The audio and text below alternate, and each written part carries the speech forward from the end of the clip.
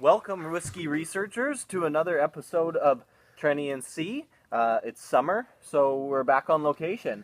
Beautiful Shawnigan Lake behind us. I probably just blinded you with the sun, but that's okay. Sun's just starting to set here. Yeah. Just thought we'd get a last little glimpse in for you. As you can see, we got 2 glasses each, so we're going to do a double feature today from a little different part of the world than we're usually in. So stick around and find out where we're off to next.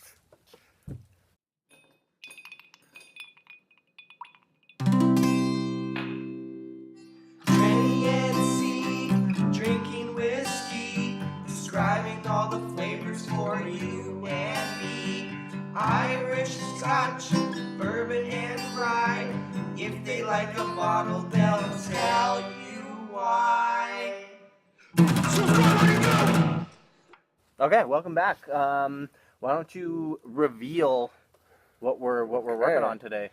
The classic Bushmills, and then we got the Black Bushmills. Yeah, I think this is referred to as the original. The original? And the Black Bush. So this is our first Irish whiskey tasting. This is true. Very exciting. Yeah, and so we thought, why not kick it off with a double feature? It's a whole new world. Yeah. So you start pouring them. Okay. Yeah. So let's talk about Irish whiskey just a little bit, since we never have. Absolutely. So Irish whiskey is supposedly, I'm sure it's disputed, but Irish whiskey is supposed to be the oldest spirit in the world. On record, Irish whiskey on record at 1405.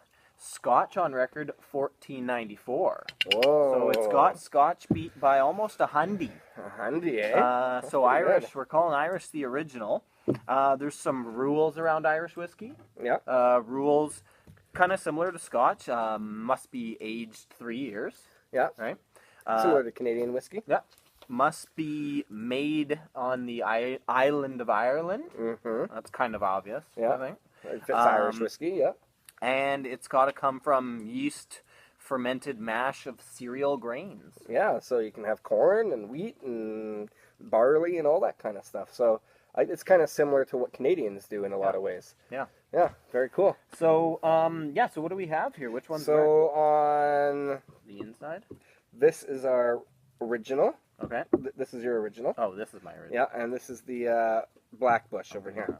Okay. I'm putting original on the inside, Black Bush on the outside. Okay. Perfect. So, should we... So the difference between these two is this one actually is aged in a sherry cask. So it's, I think, a very similar product to the original. It's just really been aged a little bit longer. Same alcohol volume, 40% alcohol. So they're very, very similar. This one has a cork, which I like. But and price-wise, very similar in price. That's good. Very similar in price. I think we paid... I think this was $34 for the original and $39 for the Black Bush, which is, like you said, sherry finish. Yeah, so a little bit different. I think we just officially lost the sun there. So perfect. If there's some lighting issues going on, blame Mother Nature, not us. Yeah. Not our fault. Yeah. So anyway, like you said, 40%. These are both considered blended.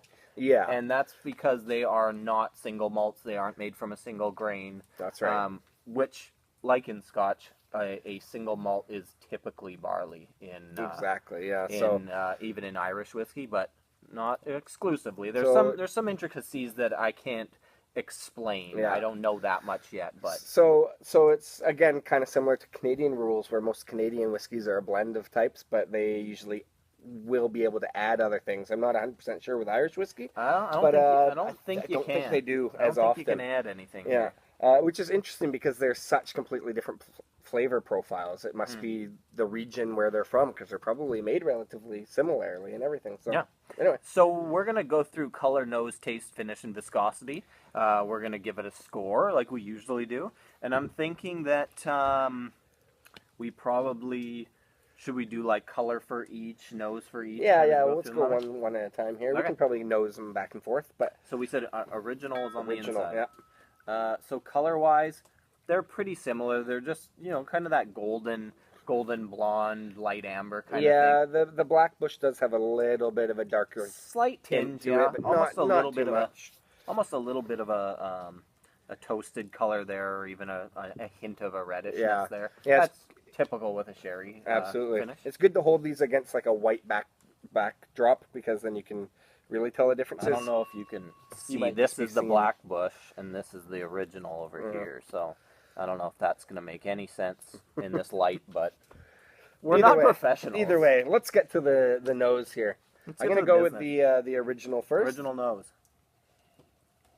It is quite creamy and zesty and things like that. Yeah, I get a lot of citrus, like you're saying. It's got a lemon, an orange, a honey. It does have that cereal note from the Yeah, grains and the yeah, way has been distilled. It's But malty for Yeah. sure. I picked up a weird. I said grape when I was kind of like thinking about it, and what's a grape smell like? I don't know. Maybe I'm thinking maybe raisin. crush a grape in your fingers, like a white grape, maybe. Yeah, it's a bit grapey, raisiny. Yeah, Grapey Nice. raisin. Grapey raisin. purple. oh, grapey. Yeah. Shall we nice. switch noses? Yeah, for sure. Let's try the black bush here. Instant sherry. Yeah, there's that classic sherry finish. It has that space side kind of nose to it, except not that malted barley smell that kind of musty smell that Scotch has. So it's a little bit. They're lighter spirits. You can just tell by the nose. Yeah, they're so, both light. So for some people out there that are maybe haven't gone as far as drinking Scotch yet and are still maybe doing bourbons or other things, this is kind of a good in between to get you into that place where you want to try some Scotch. Everything about these is a little milder, but Yeah. this Blackbush has more of a. It still has some of the citrus notes. Definitely a lemon. There's some honey in there too, but it's more to me on a. And I think it's because of the sherry influence. It's more on that dried fruit. When I smelt it, the thought that came into my mind was chewy fruit. I don't know why chewy. I don't know. Chewy fruit? I don't know. I smelled texture, but Interesting. I smelled chewy. Yeah, well, it's kind of got like a rounder, thicker smell to the nose. I think it's because the smells translate into memories, and for some reason, my memory came back chewy. So. I'm also getting a little bit of like orange, like Christmas oranges kind of smell to it. Everything with you is Christmas, eh? Yeah, all those spices. All your memories I think, are Christmas. I think because most Scotch I first started drinking during Christmas In time. the winter, yeah. So it makes me happy. Let's taste it. Okay. Okay, back to the original? Back to the original. Back to the original. Both bottled at 40%, so Yep. it is a Lighter. fair comparison. But it's lighter, right? Yeah, it's light. Being It's that a- they're 40, they taste It's light. a very light spirit. This one's a bit malty. Bit spicy and zesty. Yeah, there's Not the, heavily spiced, but a little bit of a kind of that tingle. Yeah, not like the rye style spice, No. but just kind of like a. I don't know how to describe that. Um, Almost like an effervescent kind of spice. yeah, it's kind of that tingle that kind of happens in the back of your mouth there. Yeah, that's pretty nice. It's very light, very light. And again, I'm going back to the raisin flavor. Raisin, like a mild raisiny leather, but good mild. Reminds me of like kind of like a sweet white wine a little bit. For sure. Yeah. All right, let's switch gears. It's very Except 40%. Very drinkable. Very Yeah. drinkable. Okay, let's do the cleanse the palate. Blackbush time. Yeah, we're probably going to get critiqued for our lack of palate Yeah. cleanse, but Oh well. whatever. Here we go. Again, easy drinking for sure. Easy drinking and mild. I think it's almost easier this one. It's like very creamy, it's like kind of almost darker fruits compared to the citrus tastes. Yeah, it's got a light sweetness to it, and you can definitely taste the sherry influence. Like, this does remind me a lot of sherry finished single malts, for sure. It's mean- it's good. This is you can quite easily drink this one very straight without anything. I mean, sometimes people mix Irish whiskey, which can mix everyone can anything, do whatever but- the hell they want with anything. But No, this is drammable. Yeah, The Blackbush is drammable. yeah, for sure. I I think I'll be going back to this one. Yeah. Yeah. In the interest of time, should we just get straight into finish here? Okay, let's go back to the original. Sure. I don't know if we should be doing this. But...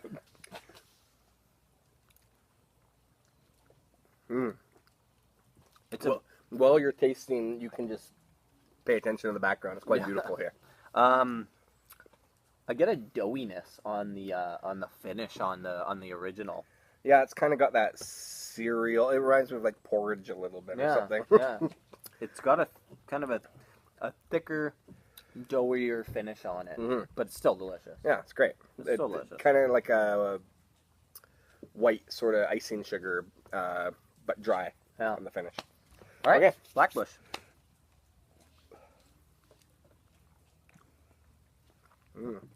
I noticed that they both finish quickly. Like they're there and they're gone. Like they don't leave that lingering flavor for a long aftertaste. They're more kind of like in, out. You're ready for the next sip. Yeah. It's this one's a little rich, just in general compared to the original. Blackbush is a little richer throughout, and then you're right, it drops off. But it still drops off, but then it's got almost a similar finish to this guy. But you still like the sherry still hangs around a little longer, sherry spice kind of on at the end there. But yeah, they're both very similar. I mean, really, in the end, I believe that this is just a sherry finished version of this. Yeah, they're pretty much identical in many ways. One other thing about Irish whiskey is that it's commonly triple distilled. So, right, that's true. So they run it through the spirit still a couple extra times. It says it there on the bottle, but that's kind of a typical thing. One other note that I made is that there are currently only 12 distilleries on the island of Ireland right now. Yeah. So for a while there, like apparently Irish whiskey was in a steady decline until like 1990, and then in 1990 it's been growing rapidly. And I think where I read it was like it had a 20% growth last year, which is pretty enormous when you think about the size of how much of this stuff's getting sold. Yeah, that's right. Years and years ago, there were many distilleries on Ireland, but then a barley tax came about, and a lot of them started shutting down because they're kind of small, independent ones. And some of the, you said 12 distilleries now? Right now. So, with others in the works. Right. So something like Jameson and Tullamore Dew, those two separate whiskeys are actually made at the exact same place. Right. So it's just by kind of a different company, but they're using the same equipment. And Bushmills is the oldest of all of the distilleries in Ireland. Cool. So Bushmills is the granddaddy of them all. So we got to show it a little bit of respect. Eh? Yeah, respect for sure. So cool. It's great. We've pre-scored this. And again, we talked about price. This was $34, and this was $39. Very respectable. And this one, we landed this one in at a 24 out of 33.33. Yep. So the original is a 24, and at $39. The Blackbush came in at a 26 out of 33.33. So 24, 26. Yep. And I got to say, yep, in my personal opinion, this one is worth the money. Like if I had to choose just one, I'm going here. And it's not because it is a little extra special or anything like that. I think it is just a bit more quality of a product. It's more flavorful. There's more going on. It's got a higher complexity, and like we said, it's drammable. This is fine, but I could sip it a bunch. Because there are a lot of whiskeys out there that put out like basically another version of it, and they're almost identical, and it's just a money grab. So it's nice that these guys actually they haven't overpriced it, and you can get a little bit more out of it anyway. So it's kind of good. Well, should we double cheers and get out of here? All right. Anyway, that's probably super long, but fling. All right. Go to trainingandsea.com, check out our stuff.